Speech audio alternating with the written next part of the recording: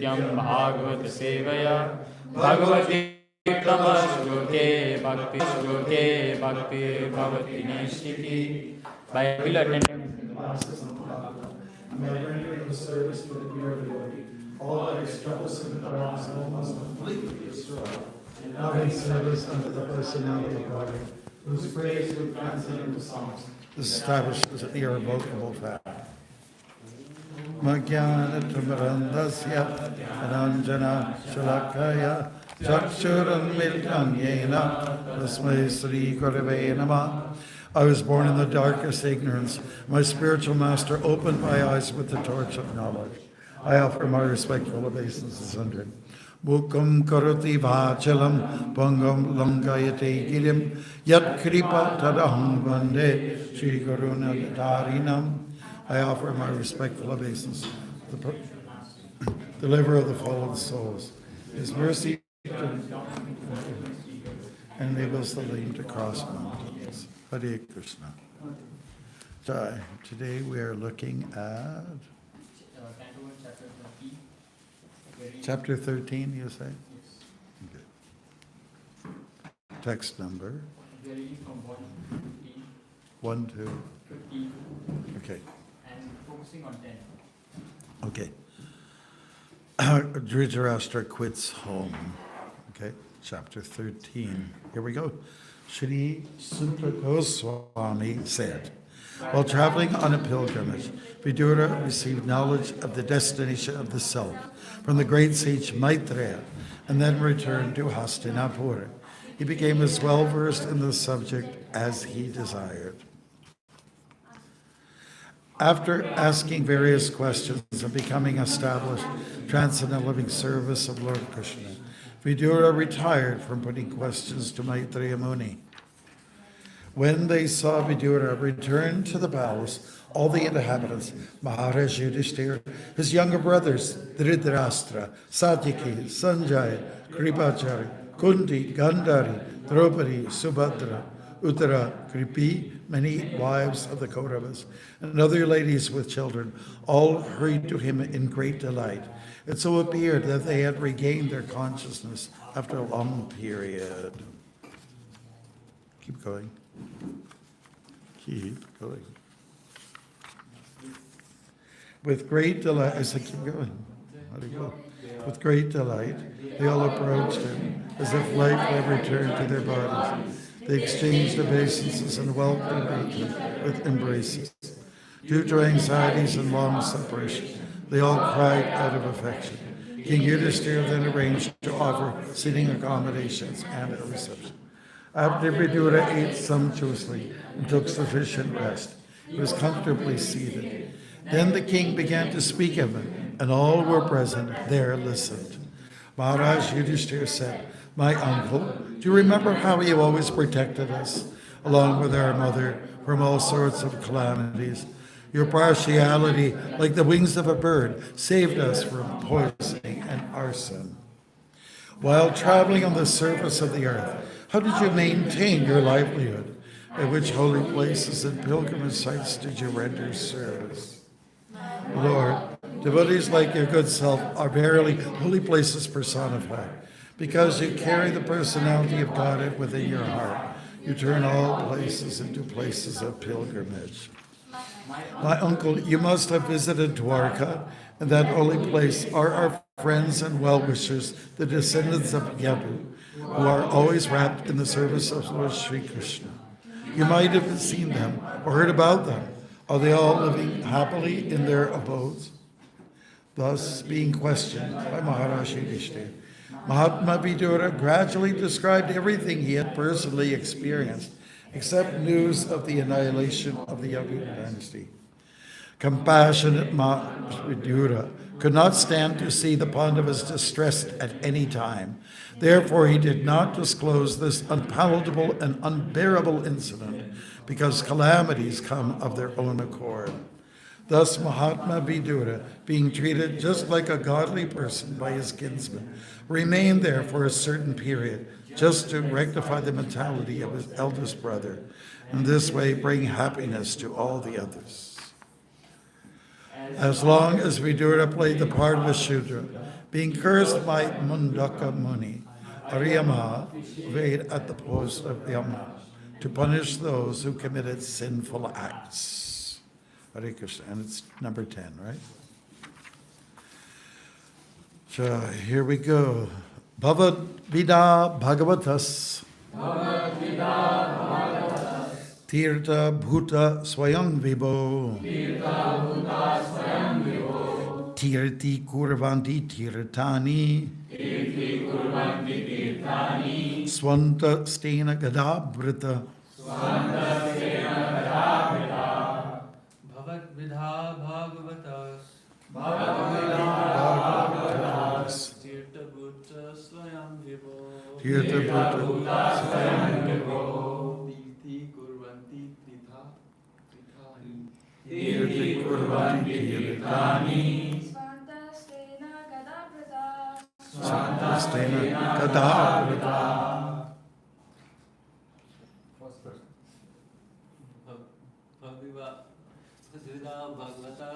Bhavad Vida Bhagavatas.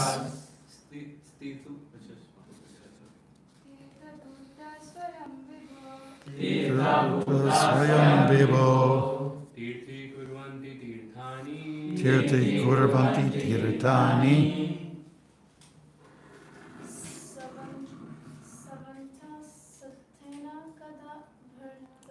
Swanta Stena Gadabrita. Bhagavad Gita Bhagavatas. Tirtha Bhuta Swayam Vibho. Tirtha Tirtani. Swanta Stena Gadabrita. Bhagavad Gita Bhagavatas. Bhagavatas. Tirtha Bhuta Swayam Vibho. Tirti Kurvanti Tirtani. Swanta Swanta Gadabrita. Bhagavad Gita Bhagavatas. Tirti Bhuta Swayam Vibho.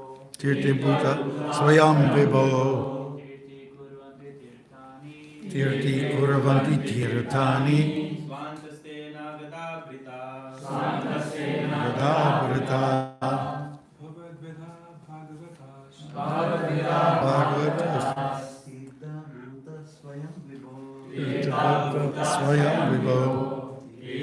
Kurvanti Tirtani. Swantaste. Bhavat, your good self. Vida, like. Bhagavata, devotees. Tirtha, the holy places of pilgrimage. Bhuta, converted into. Swayam, personally. Vibho, O powerful one. Tirti Kurvanti, make into a holy place of pilgrimage. Tirtani, the holy places. Swantastena, having been situated in the heart. Gadabrita, the personality of Godhead.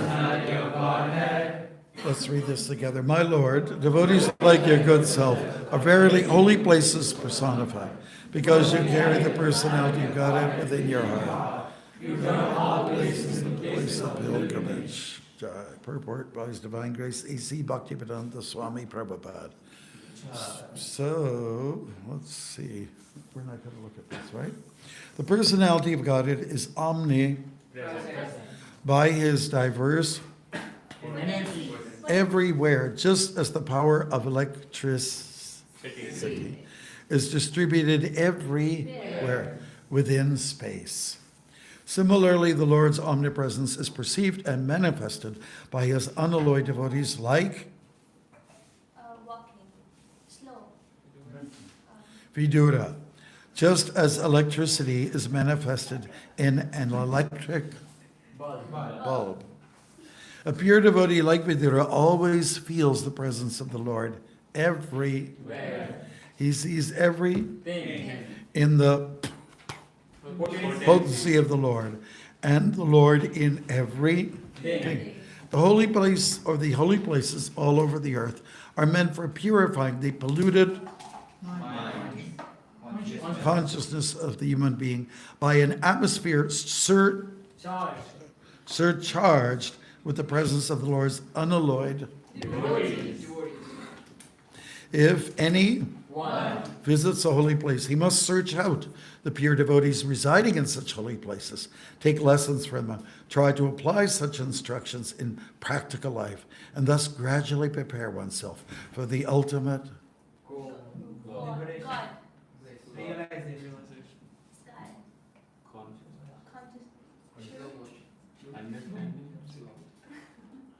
Give me an S, salvation, thank you. I thought I was going to float forever. Going back to Godhead. To go to some holy place of pilgrimage does not mean only to take a bath in the Ganges or the Yamuna. Or to visit the temples situated in those places. One should also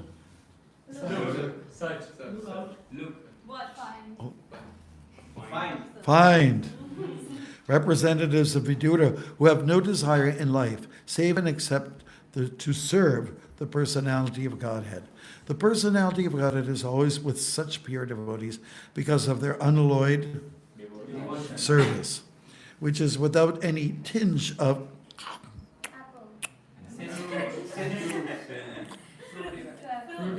fruitive action or utopian speculation. They are the actual service of the Lord, specifically by the process of and chanting. The pure devotees hear from the authorities and chant, sing, and write of the glories of the Lord. Mahamuni Vyasadeva heard from Narada, and then he chanted in writing. Shukadeva Goswami studied from his father, and he described it to Parikshit. That is the way of Srimad Bhagavatam. So by their actions, the pure devotees of the Lord can render any place into a place of pilgrimage. And the holy places are worth the name only on their account. Such pure devotees are able to rectify the polluted atmosphere of any place. And what to speak of a holy place rendered unholy by the questionable actions of interested persons who try to adopt a professional life at the cost of the reputation of a holy place. Hare Krishna. Srila Prabhupada ki jai. Hare Krishna. In the old days, when a senior devotee went off to take care of some business, like say, for instance, fly to India to attend meetings, and then when they would come back, the devotees would all go into the front foyer and outside, and they would recite this verse, Bhavat Vidha Bhagavatas, Tirtha Bhuta Swayam Vibho, Tirti Kurvanti Tirtani, Swanta Stena Gadabrata. And what this means is that you are a holy place of pilgrimage personified, because wherever you go, you carry the personality of Godhead with you. Therefore, we respect you as a tirtha, a holy place of pilgrimage. Devotees' interest is to make lots of tirthas, to reclaim the world for God again, because it belongs to Him. It really does. Sarvaloka Maheshwaram, according to Bhagavad Gita, Krishna is saying, I own it all. If you think you have a wife, no, it's not yours. If you think you have a car, it's not yours. If you think you have an apartment, a condo, somewhere on the lakefront, it's not yours. It just doesn't belong to you. It's just your children, your everything. Whatever you think is yours, misunderstanding, big time, mega, And you certainly can't take it with you. If something is yours, you should be able to grab a hold of it. But nothing is forever, nothing is yours, even cold cash. smells like lavender. It's not yours. It just isn't. It isn't. In the play that we're putting on, we have Mr. Fastbuck coming in. And when Little Fish asks for a raise, "You want a raise? So dare you ask me for a raise? I haven't given anyone a raise." And then, to get out of his rage, he takes that cash and smells it, and the lavender, like taking snuff or something like that, revives him. That's how we portray it. It's really funny. You'll have to see it. Yeah, see, even money is not with us. Money is Lakshmi. Lakshmi is Chanchalam. It's one of her names. Chanchalam means here, there, everywhere. Everywhere. And we know that that's the way it is with money, isn't it? It's just something you can't, you can put in the bank and get interest on it, but at some point, you lose your interest, you lose everything. Everything is when you die, Doesn't matter if some people throw cash in the coffin. Cash in the coffin. You're just not going to be able to take it with you. Yeah, so that's the thing to understand. So the world currently is claimed by Kali. That's described in the first canto of the Bhagavatam. And devotees are interested in reclaiming it back to Krishna. Yes, and that's what we want to do. We want to just take up everything. Has anybody ever walked on the Bruce Trail? No, it's a wonderful trail. And it goes from, say, near Niagara Falls, Niagara on the lake, and it goes all the way north. It snakes its way right up to the tip of, Bruce Trail at Tobermory. It's just under 1,000 kilometers. And the people who manage that Bruce Trail, they do such an incredible job. They do an amazing job of maintaining it. And they're raising money to buy the whole thing, because where the trail is, it's on some farmers' fields and some people's property. So they want to buy it all up so that no developers will do anything with it, So it'll belong to the people, It'll belong to the public forever and ever. Amen. Yeah. Well, of course, nothing's permanent, that we can understand that. But we should get back to that mentality. Everything belongs to God. It's a good one. It really is. And all we are custodians. We are, what do you call it? What's another word I'm looking for?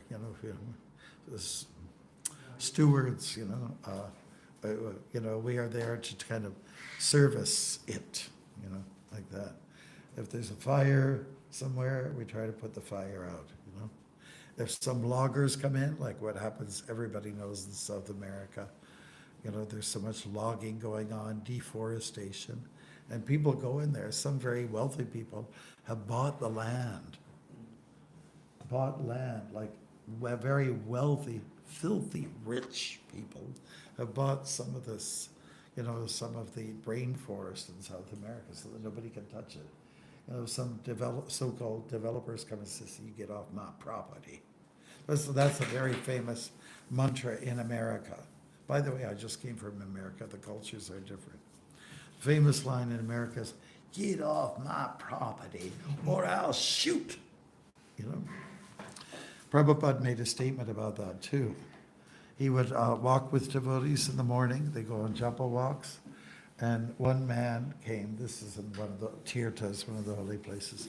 He came, but was a farmer, and said, "Thank you for blessing my land, Swamiji. Thank you, thank you." And then once he parted, then Prabhupada made a remark, in the West, if we were to walk on someone's land, they would come out with a shotgun.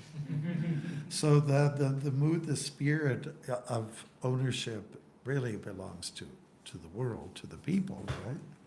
And there was, I think I mentioned to this group here too, you have to check this out. Chief Seattle and his prayers. It's brilliantly written. And he's addressing the so-called people who have come to kind of steal the land from the indigenous folks. Said, we do not understand when you say you own it, because the water, the trees, the land, it belongs to all of us to be shared. Like that was his spirit. So check it out, Chief Seattle's prayers, and his appeal to people have made conquest of someone. But the conquerors, they all die on us. You know that, right? They all die. Every last one of them says, I have conquered. Yeah, but where are you now? Down in the ground. Your soul is, trying to make its way somewhere. So this is the reality. Nothing is ours. Even your computer is not yours. Nothing. Your phone, your beloved phone, oh, my baby. Cannot live without it. It doesn't belong to you. So when we get that right, then we're doing something well. I remember in the early days, we'd go to the States in the summertime. I was with Giri Jadhav and some other devotees. And we go to the fall fairs, and there we would try to distribute books. And some of the organizers would come and they would catch us and said, you're not allowed to be here. And we would argue, well, this is God's property, isn't it? And they couldn't handle that. They just couldn't handle that, although the truth was spoken. And a lot of these people are like Christian folks and like that. So let's get it down. Krishna is the owner of everything, and then peace will come, right? The peace formula, Bhoktaram, Yagyat Tapasam, Sarvalokam, Maheshwaram, Suridam Sarvabhutana, Yadvamam Shantim Vrichati. So this is really where this is the bottom line of truth, is that everything belongs to God. And so stop being territorial. It's not yours. Some birds get very territorial.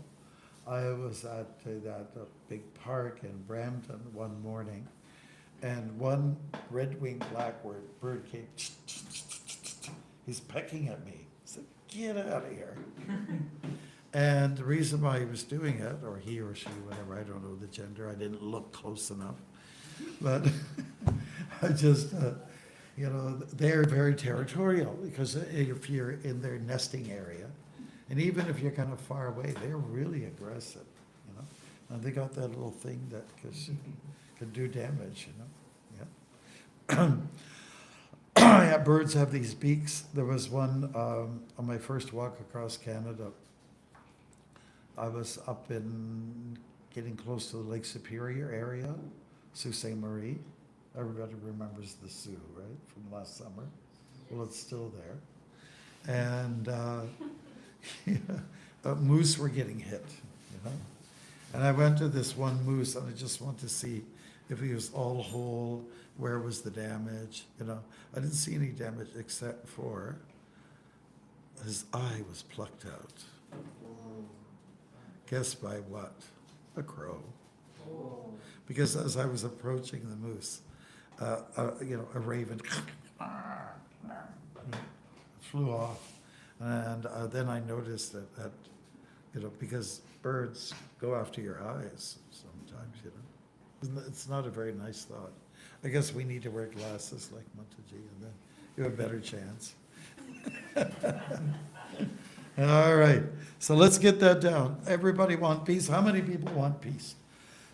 How many people want happiness? How many people want both? Okay, yeah, let's reiterate it. We want both. So they do work hand in hand. It's like a marriage. And it'll come about when you activate the principles of peace, Shanti. Everybody wants Shanti. Now let's just talk a little bit about these places of pilgrimage. India has lots of them, many places in India. And I got to understand that there's only one place in North America that's officially a pilgrimage trail, and that's from one place in Montreal another particular town. And when you walk along this trail, every few miles or kilometers, there's a crucifix of Jesus like this. So it's a recognized place, and people in that area are accustomed to receiving the pilgrims. I'm sure this idea came from India. You know, pilgrimage, padayatra, we call it, right? Parikrama, you know, all having root words from, you know, the feet, pada, the padayatra. Your pada is going here, and it's going there, and it's going here, and it's going there. And that's what their feet should be doing, going from one place of pilgrimage to the other. When people reach their vanaprastha stage, this is recommended.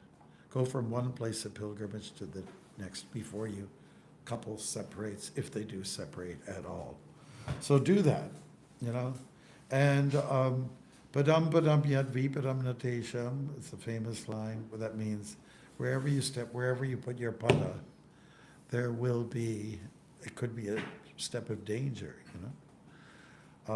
Our indigenous people used to, you know, the seniors or the elders, they teach their younger people, watch where you step, you know. If you're stepping over a log, there could be a snake there with their nest, with their little, you know. So you want to just be very, very, and have your eyes open to see what's going on. And when I walked Guyana, I start early in the morning. I was with one devotee, Ram Leela, and he's from Guyana. He's an accountant.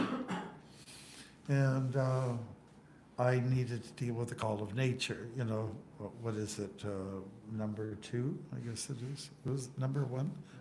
Which one is 1? The liquid one, or? Liquid one is one. Well, that's 1. That's one. I'm just trying to get familiar again. Okay. 1, and I was just ready to, you know, relieve myself, and there happened to be a black lady right standing there by a stall, and her eyes open up, her white pupils could be seen. What's going on? And you know, I didn't know, but my point is that wherever you step, there's danger. There could be animal traps, you know, trappers out there. You could fall into a pit.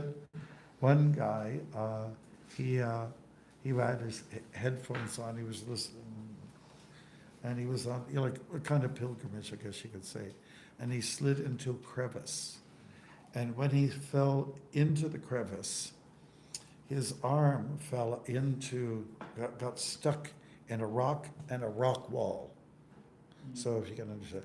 So he had he was stuck. He was really stuck. So this is historically accurate. They made a movie about it. So he took a knife and they started scrape. Nothing was working. So he's really, what did they say? Be a rock in a hard place or something like that. There's a phrase, you know. So this is very true what happened to him. And yeah, he got he was in real peril. So after, I think, 72 hours, he figured out he had to cut off his arm so that he could free himself. So he had the equipment on him in his packet. For the time he got thirsty, he had to drink his own urine, just keep going, to keep hydrated and everything like that. And then he cut his arm off. He put some tight, like elastic kind of stuff tight in there, so that there would not be, you know, he could control the flow of blood that was going out. So he did that, and then he climbed his way out of the crevice, and then he got onto land again. And of course, he was struggling like anything, you know, with this pain that he went through, cutting off his arm. I think it was, yeah, his right arm, yeah. And then some people saw there's stuff, this cut off, and there was stuff dangling from you know, and actually I saw the movie, and I said, oh, I can't look at it. And I know about it because one fellow who did a massage, somebody treated me to a massage therapist who met the fellow, and he said he was an idiot. I said, why do you call him an idiot? Because he wasn't watching where he was going. So, because he was absorbed in his music, okay? So I'm not sure why we trailed off onto this. But, let's put it this way. Let's be very attentive about everything. Let's acknowledge the proper owner of the world, and that is Krishna. Let's also be very attentive, because they call it the razor's edge. Anybody, that's very cute, actually, I must admit. I think it's very beautiful here, what you've got here. But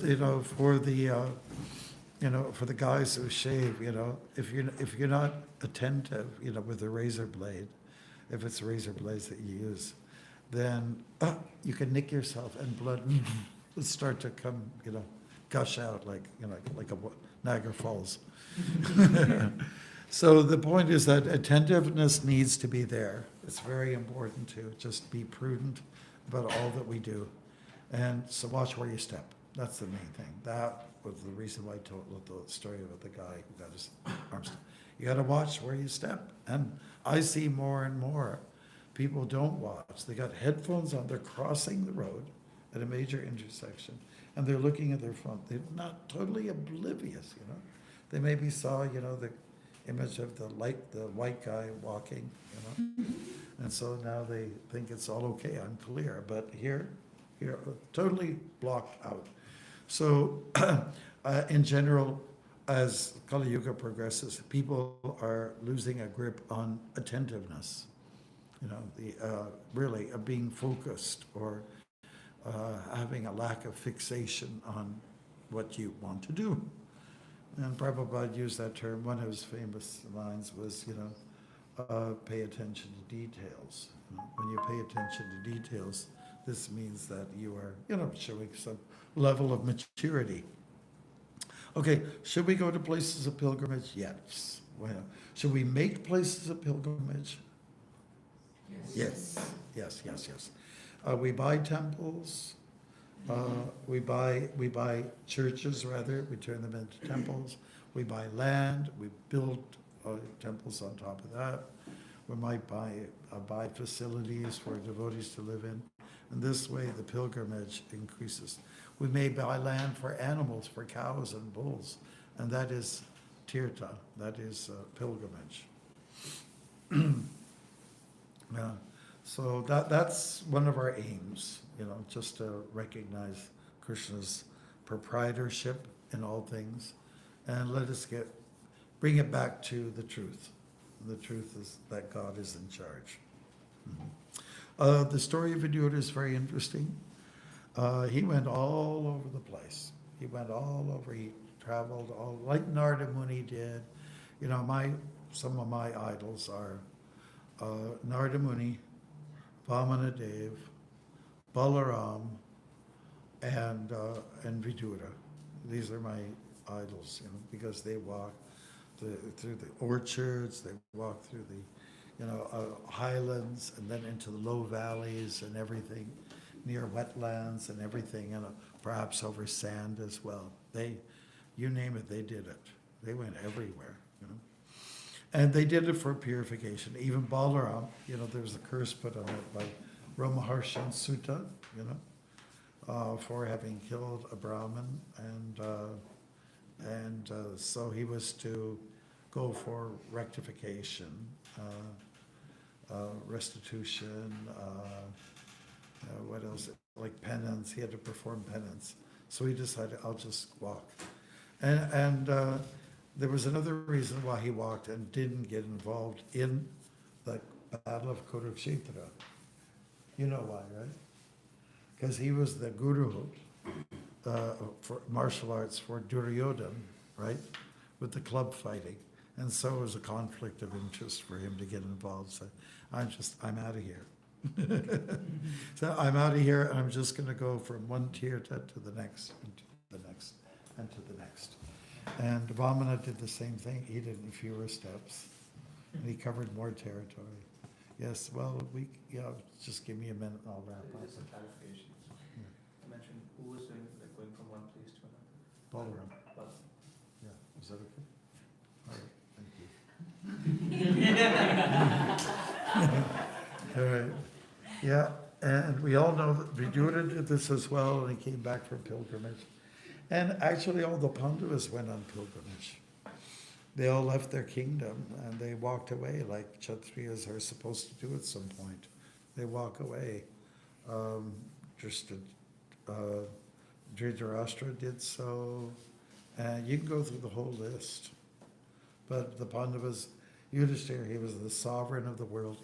He also went for a long walk. And Vidura did so because he felt this place is so I'm not going to handle this duty. I'm talking about my mother and that she's a Shudra and I'm born of a Shudra. I'm not going to take this nonsense anymore from this upstart, So he just said, I'm going. I'm just going. I'm going and I'm going to tread the trail.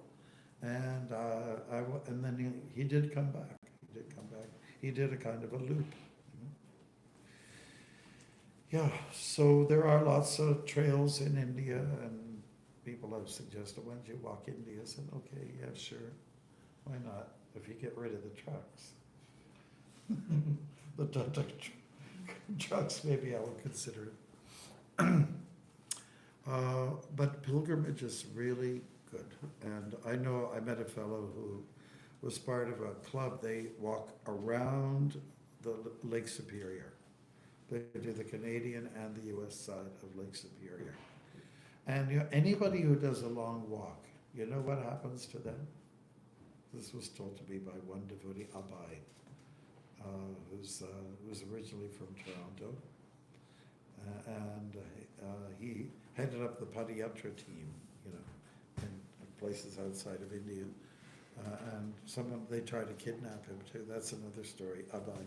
But he told me, I read up on all of this, Maharaj, and anyone who does a long, long walk, they all end up in believing God. When they start the pilgrimage, it could be like atheism or agnosticism, but when they're finished doing the walk, they believe in a supreme power. So that's one of the good benefits that comes from long walks, long pilgrimages. And of course, people try to, chalk out their route, and they deliberately go from one pilgrimage site to another one. It was my third walk, and I met one monk, and he had sort of denim, a big coat on. People met him, and he would camp out in a forest at night. Then he'd get up in the morning, and he'd walk during the day. So he flew from Philadelphia, Pennsylvania, to Toronto, got out of the airport, started walking up to Midland, where they have the Martyrs' Shrine, and he did a whole big loop, up into Ottawa and all that, all by himself, and of course with Krishna. So we met in Trenton, and we were talking to each other, and one guy almost had an accident because he was driving and he looked at us. Who are these strange people? Yeah, but I admire anybody who does that kind of thing, walks a lot for sake of self-purification. Hare Krishna. I hope we interested you in walking more, and the more you walk, in this neighborhood, the more you purify the place, because your state of mind, your consciousness, and because you're chanting Hare Krishna. Okay, Hare Krishna. And we were in our devotional close, and we met Francis yesterday.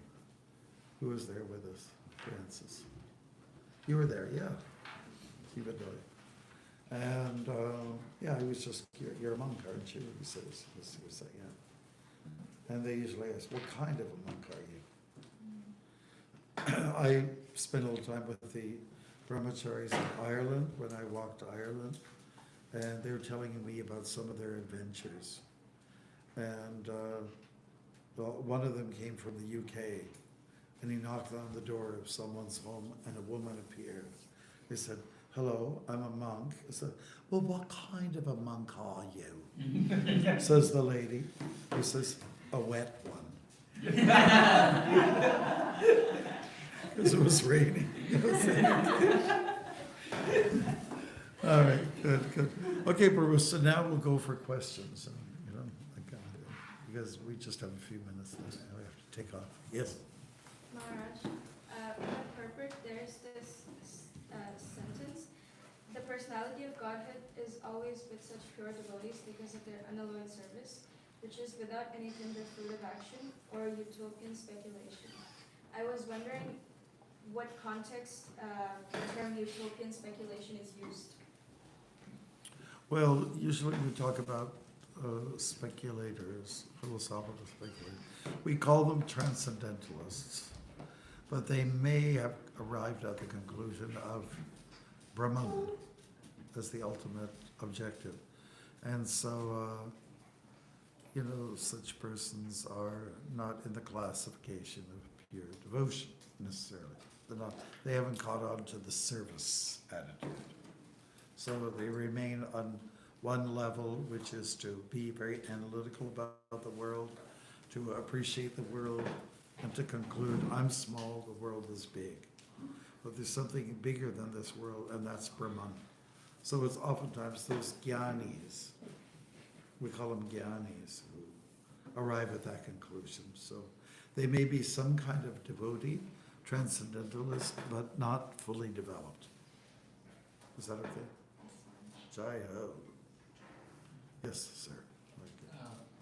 Maharaj, there's so many points. You mentioned the point where you said Kshatriyas, they at some point they leave their kingdom and they go for pilgrimage, or they basically leave everything behind. So shouldn't that be for everyone to at some point leave their little kingdom, whatever their possessions, their assets are, and go for a pilgrimage? That's true, but some folks are a little bit handicapped in their understanding of life. So therefore, we always read about Brahmins and Kshatriyas mostly because they're very, very trained up. They have access to the Shastras, and so you're going to find that it's more common amongst the Brahmins and the Kshatriyas, less so by the other people. Like, mostly people are very physical. They're going to stay physical, and they're going to be a little bit small-minded.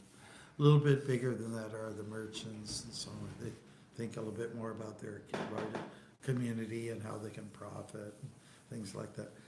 And they're very like Mr. Fastbuck. You're not going to find Mr. Fastbuck, taking up to the order of renunciation. It's not in their agenda at all. So that's why we're saying this. It's the Brahminical type of people and the Kshatriya type of people. They think more along those lines. And by the way, they have usually, in most cases, had access to everything, They have all facility, And so they go from all facility to no facility. And it's, maybe it's kind of natural that way. On the other hand, if you're always wanting facility because you don't have the facility, finally when you get facility, I'm not going to let it go. I worked so hard at getting it.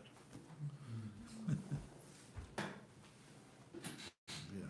So, the more spiritual-minded people are the ones that are going to be serious about vairagya, detachment from the world. Yes.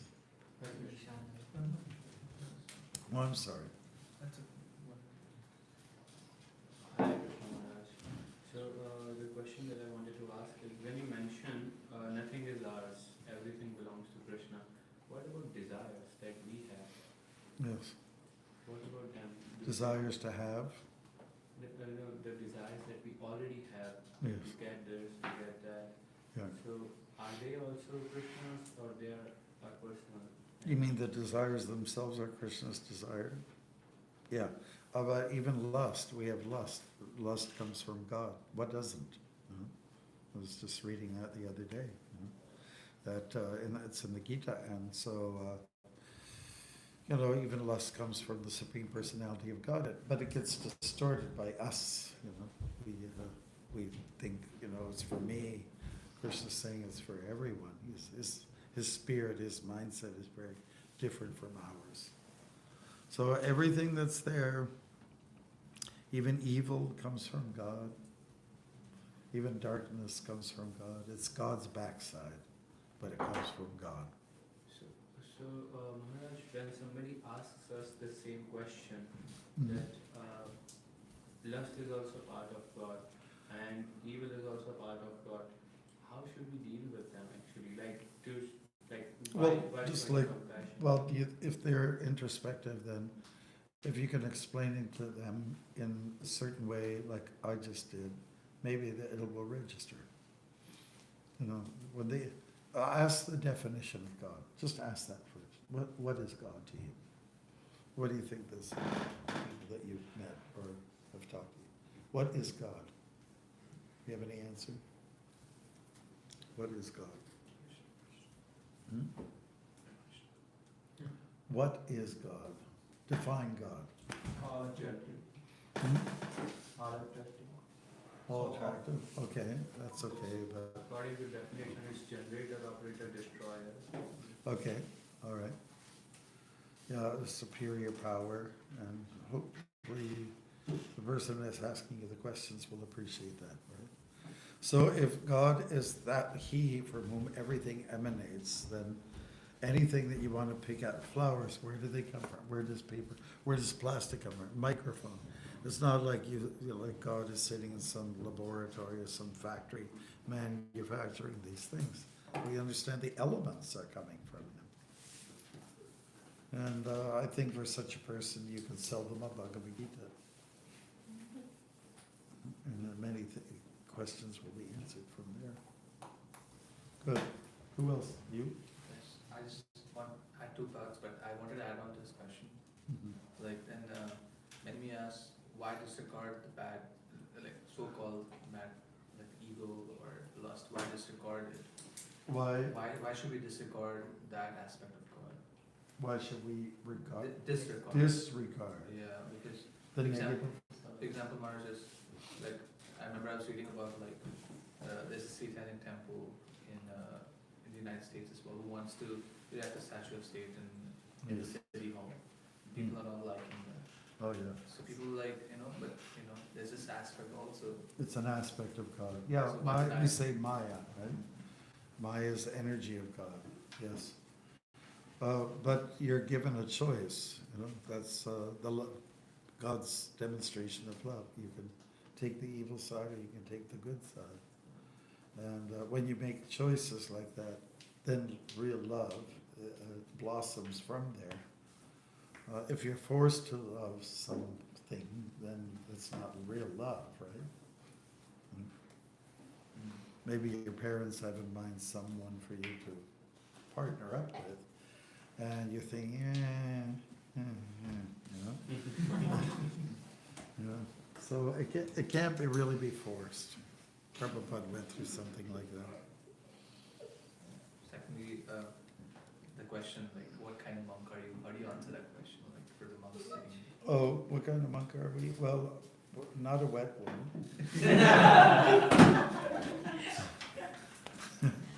Well, it says, I'm a monk that's dedicated to the mission of Krishna, who spoke the ancient text Bhagavad Gita long ago. It's rooted in India, goes way back. And the basic teachings are, I'm not this body, I'm a spirit, and I should act like a spirit. Get into the service mood. Is that okay? yes, thank you. Prabhu, you have Ananda Prabhu, he sent a question from Anand. Oh, Haribol Ananda. If Maharaji, if everything belongs to Krishna, including all positions, this body, mind, intelligence, and even our breath, then according to the Shastras, is there anything that truly belongs to the soul? Even our thoughts and samskaras, are they ours? Like, can we call them ours, or do they also belong to Krishna? Yeah, some scars are, like, let's say, rites of passage, that comes from God, Anything that offers order is coming from God as well. The Varnashram system is all about following some order, follow follow a pattern that's going to help you to advance. So samskars are like that. They are blessings from God. And a samskar is usually an acknowledgement. It's usually a purificatory exercise, every last one of them. Right down from being conceived as a child, right down to the last rites.